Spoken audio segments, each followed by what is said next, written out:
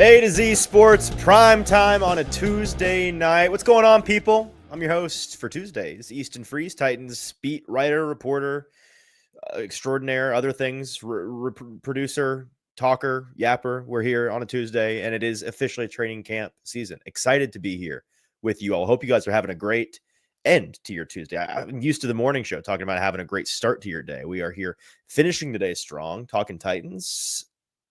Got a pretty packed show for you today because we were at Titans HQ today for the first time in a while, talking opening press conference for the 2025 calendar year, one could say, or I guess not calendar year, season year, and talking to Mike Borgonzi, Titans GM, talking to Chad Brinker, Titans president of football ops, heard some things from them about the state of this roster, which has been their love child in terms of crafting it, molding it ever since the end of last season. And this is kind of where they do the handing off. The personnel crew hands things over to the coaching staff and says, all right, let's see what you can do with these guys. And so we're going to talk about some good news. We're going to talk about some bad news tonight on the show. Want to hear your thoughts, though. Hope that you guys are doing well and can join us on Facebook or on YouTube. Can hit that like button. That's a huge thing for us tonight. As you guys tend to know, whenever I do a solo show on the game day shows, on the morning show, I have to remind you that my paycheck and my active employment here at A to Z Sports is contingent on your likes. Austin and Zach pour over those numbers as soon as the show is over. And if I do not hit my quota, I am immediately terminated. That's a clause. It's at the top of my contract. It's a whole thing. So just like the show, if you wouldn't mind so that I can keep my job, I would much appreciate that. And then jump into the comments like John and Katie already are. Maybe send the link to a friend and say, hey, Buck's off the show tonight. Easton's hosting. It's new. It's fresh. It's not Buck. Get in here. We'll talk about the Titans.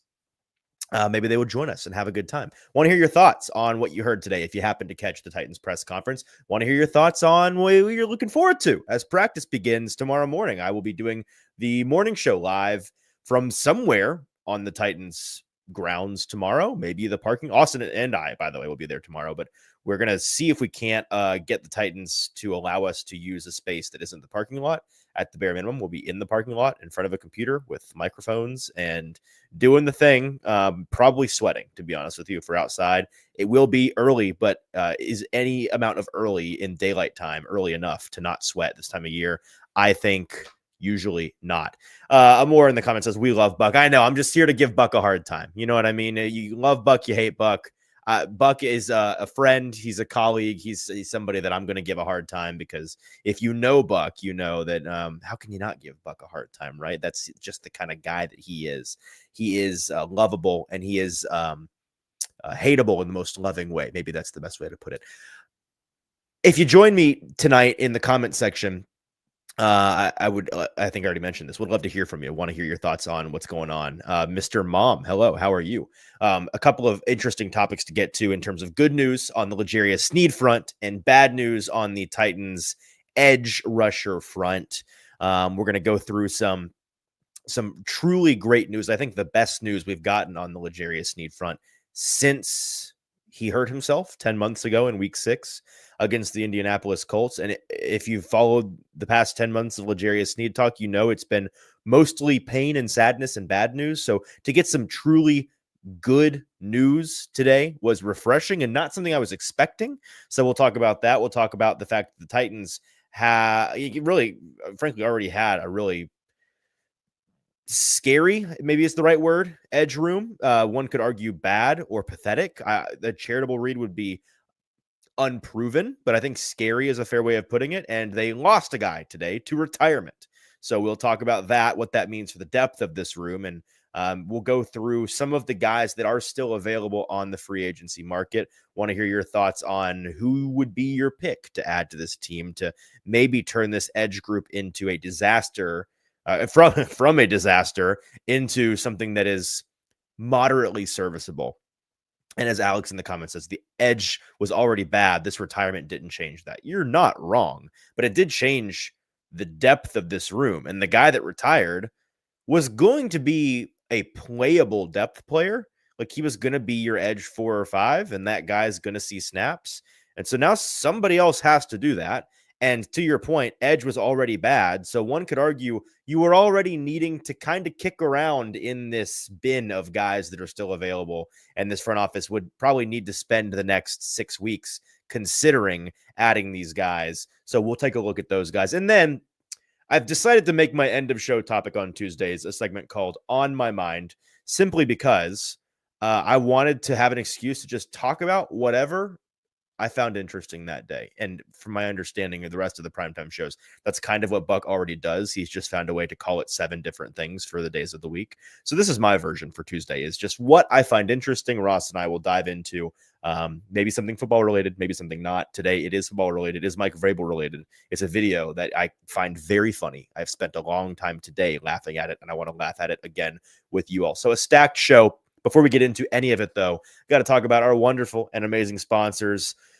Two Rivers Ford, the Ford dealership in Mount Juliet of the Middle Tennessee area, serving all of Nashville and Middle Tennessee. If you are searching for a trusted Ford dealership near Mount Juliet, the Two Rivers Ford location has you covered. As a leading Ford dealership in Mount Juliet, they pride themselves on offering exceptional selections of new and used Ford vehicles, with a particular focus on the ever-popular F-150 and F-250 Super Duty trucks. Their commitment to serve customer satisfaction and quality service set them apart from other car dealerships in the area. So shout out to Two Rivers Ford. Appreciate them sponsoring the program. We also appreciate our friends over at TrueMav Fitness, where they offer more than just your average workout. These are the guys that, believe it or not, got Buck Rising to quit being fat. Now he is a skinny legend. I mean, he looks fit. I got to give it to him. Buck is a guy that is easy to make fun of, but he's in pretty good shape. And I think that TrueMav Fitness is who we have to thank for that. So appreciate TrueMav Fitness for getting Buck Rising in shape. If they can get Buck Rising in shape, they can get you in shape. They offer more than just your average workout. Their signature programming is a challenging boot camp style class that offers high intensity training. These classes are led by instructors who are consistently pushing your limits and inspiring you to be your best self, not only inside, but also outside the gym. First workout is free. Tell them A to Z Sports, Prime Time, sent you, no workout recycled or repeated. So thank you to Two Rivers Ford and TrueMav Fitness for sponsoring tonight's show. Okay, so top of the show here. Got to talk about L'Jarius Sneed, who I reported on yesterday, on Monday. The Titans would be announcing that 2 starters were going to be on the PUP list, the physically unable to perform list. Those players being Lloyd Cushenberry, starting center, not a guy that was super shocking to hear about being placed on that list because he is still returning near the end of his recovery journey with his torn Achilles from last year, week 9. And the other guy was L'Jarius Sneed, a guy who was a little bit surprising to hear would be put on PUP. Certainly disappointing, I think infuriating for some fans, angering to some fans, because this guy continues to not be available, not be around. We've not even talked to the guy. We've heard from him once over the summer. KTAL News, local news station in his hometown, who spoke with him during his youth football camp in the middle of the dog days of summer. And during that interview, which I think we can play, Ross, he said that he's as healthy as he has been, which is kind of a vague way of putting it. I'll let him say it. You can listen for yourself. Minden alum L'Jarius Sneed was back in town this past week. After winning 2 Super Bowls with the Chiefs, the former 4th-round draft pick was traded to the Titans. He spent his first season in Tennessee's sideline due to injury, but Sneed says he's ready to get back to business. I'm healthy as I've been. Last year, my first year didn't go as planned, but it's time to come out and show the world and show what God been instilling in me this entire year. I'm ready to get back on the field, and that's my life. That's what I do for a living. And I missed a whole year, and I have to remind everybody who L'Jarius Sneed is. So that was an encouraging thing to hear at the time. And the question going into today, when I reported yesterday that he'd be on PUP, really it wasn't a question. I think the assumption going into today was, man, this guy's quad injury just will not heal, because he's been dealing with 2 things, right? We know his knee is a problem that it's hard to call it really an injury. It's a chronic knee issue, a degenerative knee situation that he has been dealing with since his dominant days in Kansas City, continues to deal with here in Tennessee. That was baked into the equation when the Titans traded for him in the first place. It's something that he's had to deal with, load management, all of those things in practice. But even back in Kansas City, when he was dealing with it, it didn't keep him off the field when it mattered. And the Titans were banking on that being the case here in Tennessee. And to his credit, to this point, the knee hasn't been what's kept him off the field, right? That was the thing that he dealt with last year, this time of year in training camp, the first month of the season before he got going from a chronic injury now to an acute injury, the quad injury, which was a quad bruise, took a helmet to the quad at some point in that Indianapolis game, and then the bruise turned into a contusion, and then it became this deep tissue thing, the muscle not healing. He had to get some special injections, the details of which I've forgotten because it was back in January, but they had to jumpstart the healing process with all of that. Andrew asking, was Sneed a Carthon addition? I mean, he was added during Carthon's tenure at the GM position, so ultimately it's his responsibility. Now, we do know that Chad Brinker was the one who was actually actively negotiating the trade, largely with Mike Borgonzi, small world, right? And so I don't think we can say it was 100. Like, it's hard to say whose idea it really was. Ultimately, the GM is the person who gets all the blame and all the praise because they're the one that has to stamp the decision. But we know that Chad Brinker was involved, at least in the communication. Now, maybe he was ordered to go and do it and he did his job, or maybe he was somebody that was pushing this along. Hard to say.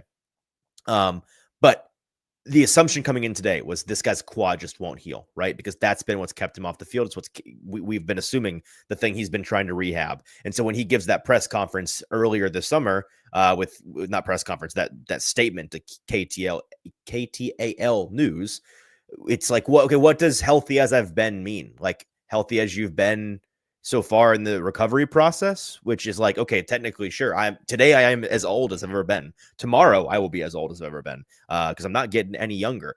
But it doesn't actually mean you might be healthy as you've been, L'Jarius, but clearly it's not healthy enough to play on the practice field to do the thing that we paid you 74, 76 million, 70 some odd $1 million to come and do here in Tennessee. And folks are still on the Buck being fat thing. Tell Buck that he's still fat. Keep him humble. Okay, I'll relay that message tomorrow. Here's the good news, though, as I'm rambling around. Okay, what's the point here, Easton? What did we learn today? Here's what we learned today.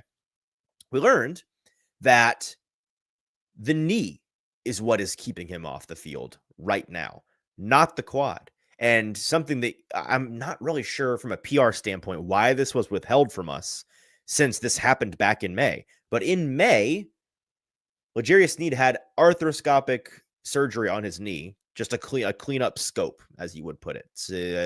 I'm not a doctor, but going in there, cleaning up the bone dust or the fraying tendon, the fraying muscle, or whatever it is that knee doctors do. Something that's relatively common, relatively routine in the NFL, something that takes some recovery time, a couple of months, but it's typically not a long-term recovery. And the insinuation from Mike Borgonzi was that the quad is fine. We're back. Our long national nightmare of L'Jarius Sneed's quad injury seems to be over. And that is fantastic news.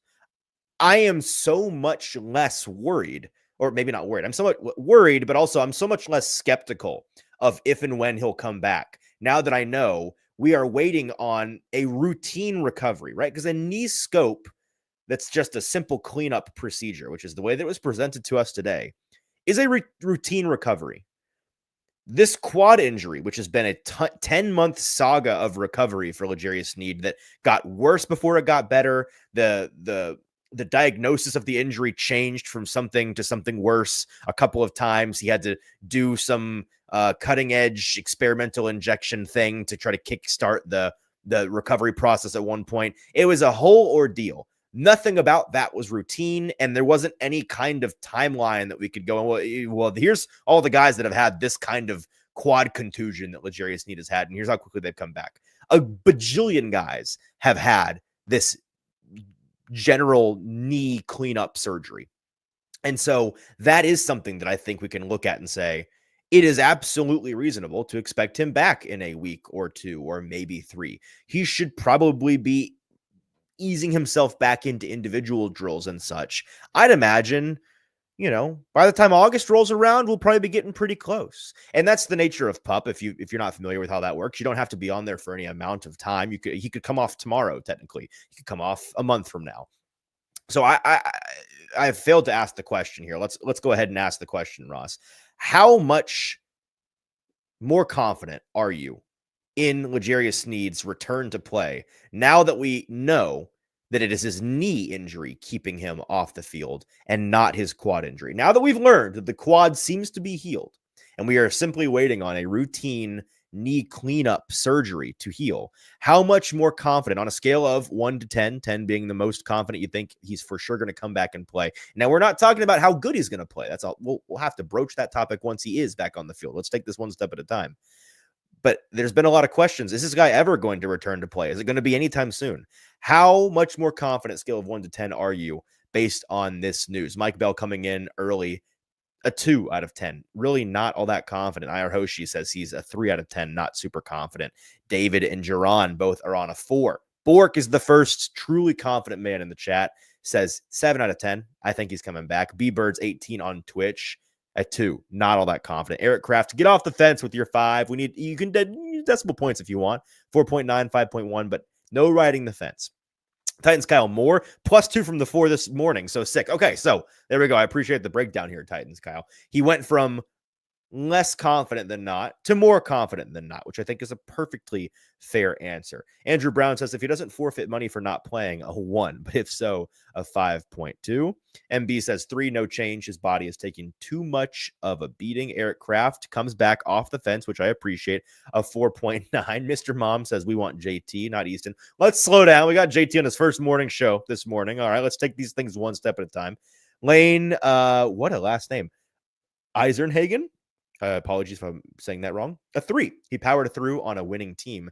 Now on a losing team, he's holding out. I mean, you're entitled to your own opinion, but this idea that L'Jarius Sneed is like not wanting to come back, is just coasting, is Team CTC just cashing that check. I have heard nothing to support that notion. I don't think that's true. So do with that information what you will. Bork says, speaking of JT, just changing the topic entirely here, Bork. Speaking of JT, has A to Z hired the entire crew from your last podcast at this point? From my time on the podcast, yes, technically, because it was me and James Foster, and then James left because he got hired by A to Z. And then I brought in JT, and it was JT and I until I got hired by A to Z. And then I came in here and, went full Littlefinger from Game of Thrones and, behind the scenes, long conned my way to getting JT hired, which I told him I would do.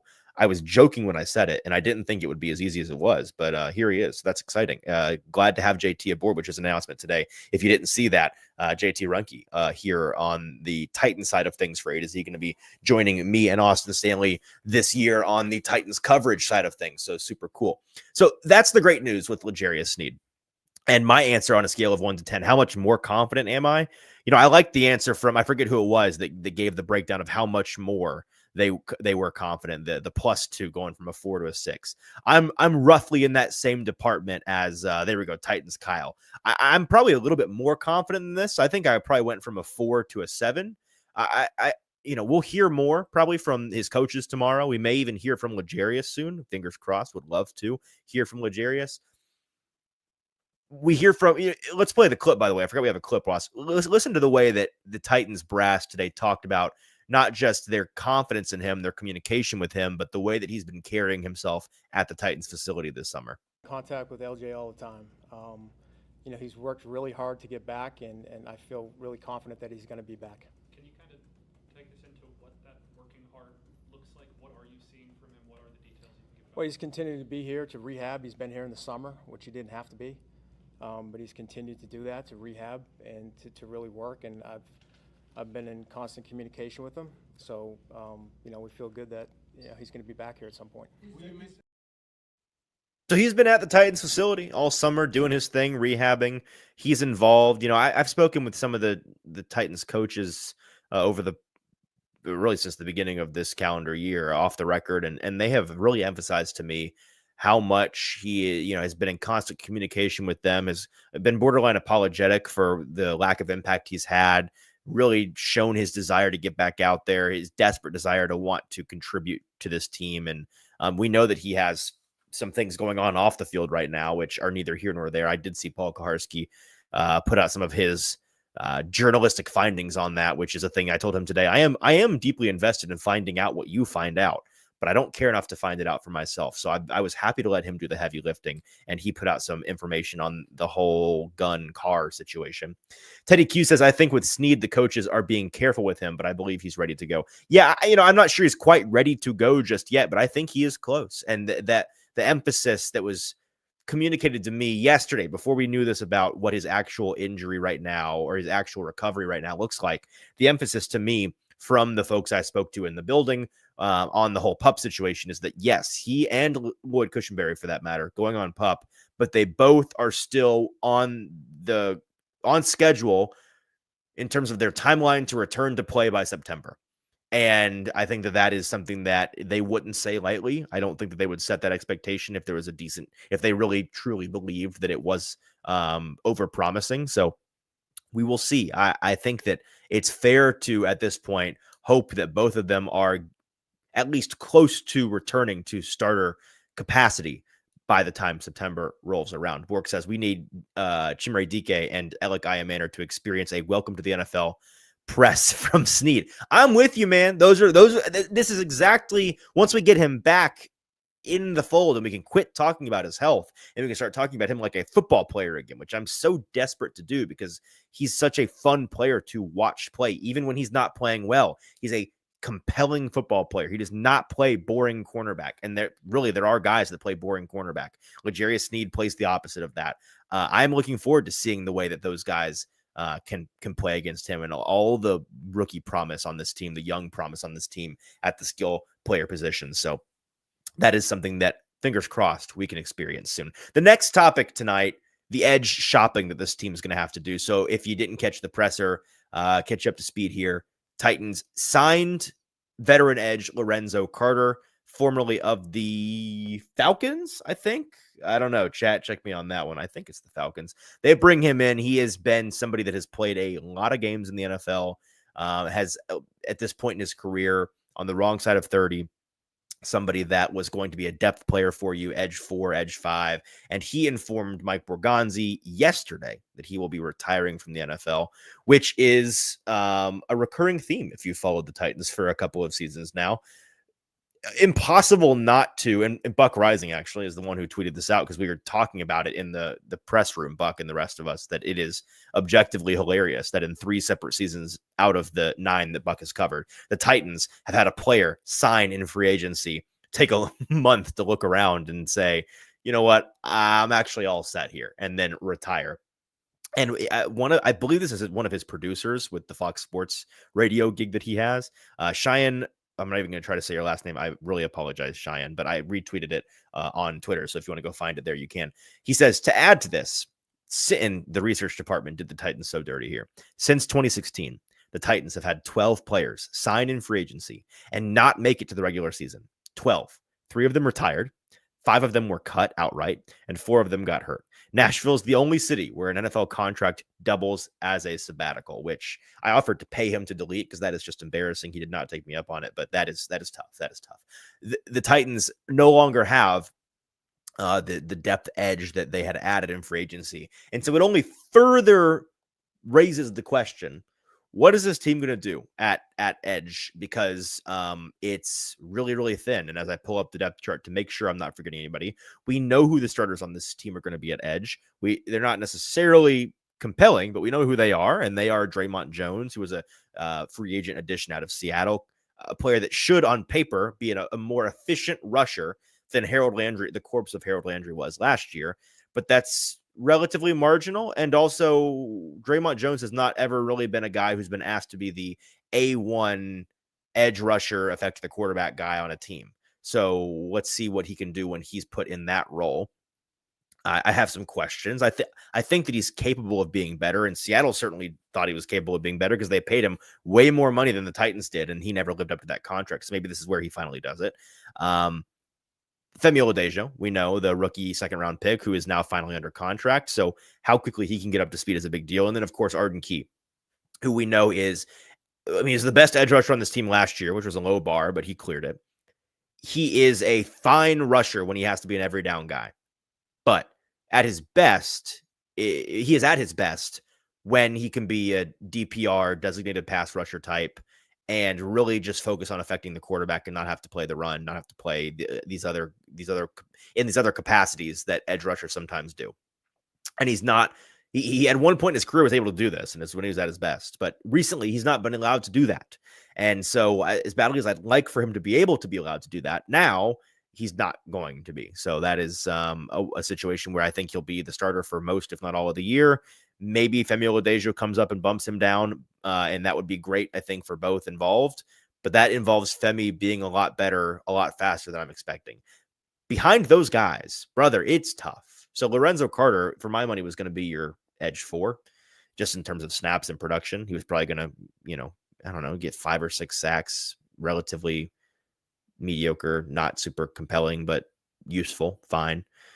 And then it's Jalen Harrell, who last year in a lot of metrics was like the 256th out of 256 eligible edge rushers on PFF. Don't quote me on that, but like he was dead last in a lot of things, or second to dead last, or third to dead last, not in good territory. So, I'm not going to write him off just yet, but he was a 7th round pick last year. So, okay. And then Titus Leo, a person that does exist, whether you believe it or not, that is a real guy. And Ali Gay, also a guy that exists, real person. And Desmond Evans, a third guy that is, I promise, a real guy. Titus Leo, Ali Gay, and Desmond Evans. How do those guys sound in terms of tickling your fancy at edge depth? They should sound bad, because that's what they are. Taking a look at the guys that are available, let's ask our second question here, Ross. Who would you like for the Titans to go out and add to make you feel at least a little bit better about this room? And I'll take any and all answers of guys that are free agent available guys right now. I'm not talking about trades. I'm not talking like the guys that you can go and get, sign them tonight if you want to. To list a couple off, if you're like, well, Easton, who's available? Here's the available. Here's what we're walking down the shopping aisle of edge players.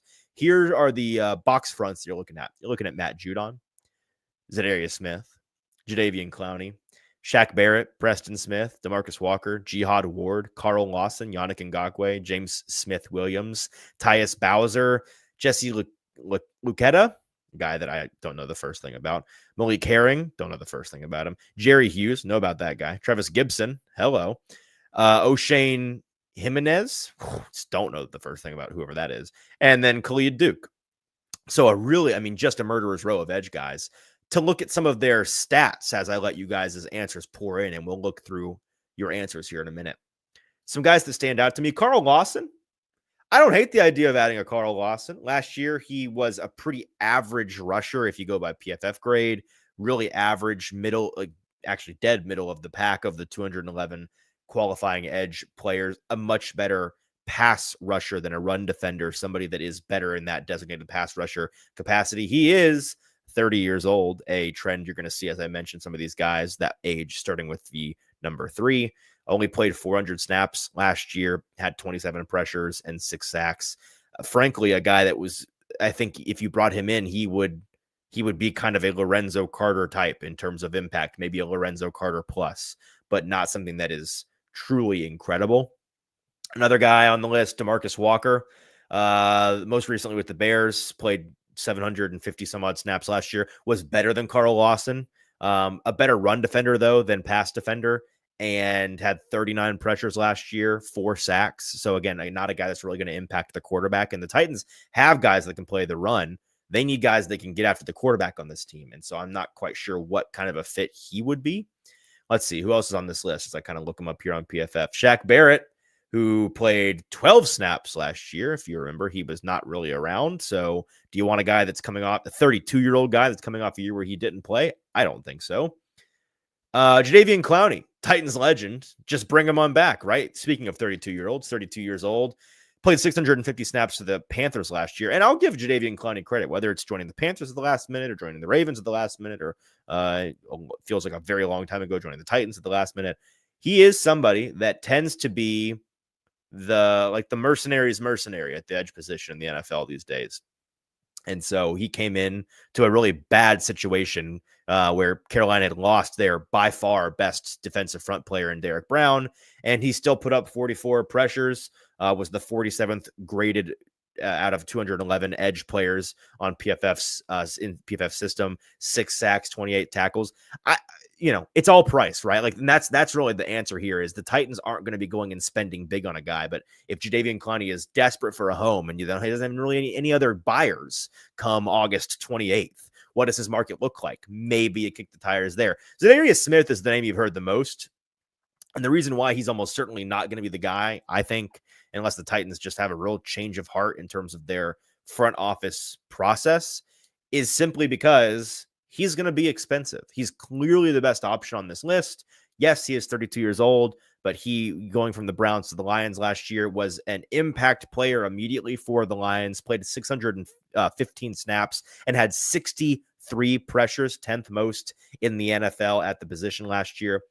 10 sacks, which is 15th most at the position last year. So double-digit sacks. He would make this room so much better, but he also is not going to be cheap. So while he is, I think, maybe your only path to edge rushing salvation, if you want to call it salvation this year, I'll believe it when I see it, that this front office, Chad Brinker and Mike Borgonzi, after they've operated the way that they've operated for months, suddenly decide that they're going to drop, I don't know, like $6 million in terms of in cap money on L'Jarius Smith. Okay, I believe it when I see it. Then Matt Judon, who's also 32 years old and was embarrassing at times last year for the Falcons. So not necessarily something that I'm interested in doing. Andrew Brown points out I'm assuming Jadeveon Clowney he's talking about here. He had one of his best seasons with the Ravens under our DC, Denard Wilson. He's cheap, and everyone who was here the first time is gone. So no bad blood. Fair. New team, new Clowney, new experience. Listen, I don't hate the idea of Clowney, and it's all about price, right? But if they added him, and he is a guy that's probably going to sign on like August 28th. He's going to skip all of this riffraff of training camp and stuff. Bork says, give me Lawson or Judon, I guess. I don't hate the idea of Carl Lawson. I think that he would kind of fit into being a slightly better version of the player you just lost. So maybe he's available for really cheap. Matt Judon, I just can't get behind, man. When he went to the Falcons, he was the 195th graded edge rusher out of 211 by PFF numbers last year. He played 655 snaps, only had 25 pressures and 6 sacks.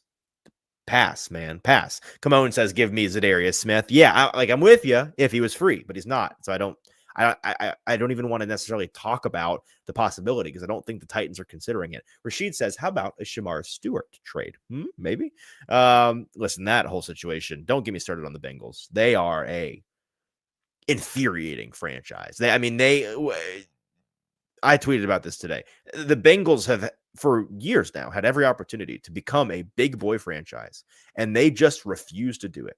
Like, some people gave me crap on these Bengals fans catch wind of that. They're very sensitive, and they go, oh, coming from a Titans reporter. Brother, first of all, I am not saying that the Titans are a big boy franchise. Slow your roll. Second of all, right now at least. Second of all, what's worse? Not yet having the opportunity to become a big boy franchise. The Titans don't have a roster that is in that mold right now. They got a lot of work to do. Or being a franchise with a roster that for years now has clearly had the opportunity to become a big boy franchise, and you just say, we're good. We're good. You could go all in. You could win Super Bowls. You could give yourself a chance to win Super Bowls, but instead you're like, we'd rather be a mom and pop shop, cash poor franchise. We'd rather not sell off 10% stakes in our franchise to become a little more fluid in terms of cash. Even the richest of the owners, Jeffrey Lurie, the most cash generous of the owners, Jeffrey Lurie, is out here selling stakes of his team, a team that just won the Super Bowl and has been to another one recently and has won another one somewhat recently because he's trying to become as cash rich as possible to be able to pay the best players and stay dominant in terms of their roster. But you guys over there, the Brown family, you keep doing what you're doing. It's working really well for you, clowns. Bossman says, make a trade for Trey Hendrickson. I mean, Trey's in Jacksonville right now, so he's closer to Nashville than he is to Cincinnati. I don't know. He probably has to come through Nashville to get from Cincinnati. Yeah, to go from Cincinnati to Jacksonville. I think you go through Nashville. David says, give me Thibodeau trade after Thibodeau, a Giant trade for him after the Giants went and got Carter in the draft. I mean, I have heard this floated. Maybe Thibodeau is a young player. Unlike these guys we've talked about who are all 30, 32 years old. Thibodeau is a younger player, so there's the possibility there. I don't have a great answer for you yet. I mostly just wanted to kind of talk through the possibilities here and get you guys' thought on it. I'm going to marinate on it, probably write about it at ADZsports.com later this week, which guy I think would be best for them to sign. There are no magic answers. There are no fixes on this list. There are only guys that make you feel slightly less bad about an already bad group. So that's that. On to our last, Ross, Robert Walsh for edge rusher. At this point, it's worth holding that tryout. So I would at least entertain it.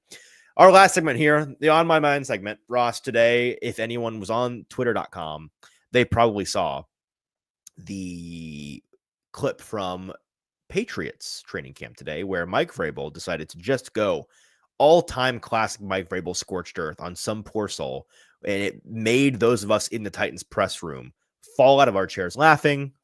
Roll the clip. How'd they do? How do you feel about how the guys came back? I mean, whether you were in a coma when I answered Tom's question or typing on your phone or tweeting, I don't know, but I spent 5 minutes answering that question. And I can go back through it, but I'd rather not. It's so good. It's so good, Ross. Titans Kyle says, Vrabel doing Vrabel things. That's exactly right. It almost makes me miss interact. I mean, football coach aside, like winning and losing aside, the professional interactions with him, it almost makes me miss it. And Mike was always good to me. I was very green in the year and a half that I was in Mike Vrabel press conferences. So him and I never really butted heads. He knows who I am. He probably couldn't tell you my name, but I don't know. I played it for the rest of the Titans press corps today, and we were falling out of our chairs laughing. And Kaharski was like, it might be Stockholm syndrome, but it makes you just a little bit miss it. Makes you just a little bit miss it. And of course, a kindred spirit, Kaharski to Vrabel, which the kindredness, I'll let you just, you fill in the blank on what makes those two guys similar. Of course, that's something that he wishes that he could have back there. Mike Vrabel's burner says, don't you wish you had a coach like that? Not really. No, I mean, Brian has been very good to all of us in terms of professional relationship with the media. It has been a breath of fresh air in a lot of ways, but moments like that, when they don't happen to you, and I guess, distance and time makes the heart grow fonder for things like this. But when Vrabel did this to somebody and bit their head off once, twice a month, it was entertaining. It was entertaining. So I'm going to enjoy watching those viral moments from afar as he, does his thing in New England. And now the New England media corps can deal with that. Sean Gill says, always a winning at the podium for sure. Yes, Mike Vrabel. And that's, it was always a bit like, well, today must have been a pretty good practice for the Patriots because you got mad Vrabel. He's tends to be angry when things are good and happy when things are bad. For what reason, I could not tell you, but as Andrew says, but I'd rather not got me. Yeah, play the clip one more time before we get out of here, Ross. It's really funny. How'd they do? How do you feel about how the guys came back? I mean, whether you were in a coma when I answered Tom's question or typing on your phone or tweeting, I don't know, but I spent 5 minutes answering that question. And I can go back through it, but I'd rather not. It's great. It's great stuff. That's our show for tonight. Austin and I will be live tomorrow at St. Thomas Sports Park. Hopefully somewhere that's not a parking lot, but maybe in a parking lot you'll have to tune in to see at 8-ish Central Time tomorrow morning. And then we will have all of our coverage from the Titans' first training camp practice tomorrow. I'll be writing and talking about all of those things. So tune in, same place, different time, tomorrow morning, 8 o'clock. Austin and I on the morning show, previewing what should be an exciting first practice. Ross, appreciate you running things behind the scenes. Appreciate you guys for tuning in. Like the show on your way out. For Ross, I'm Easton. Have a great rest of your night. Go home! Go home! Go home!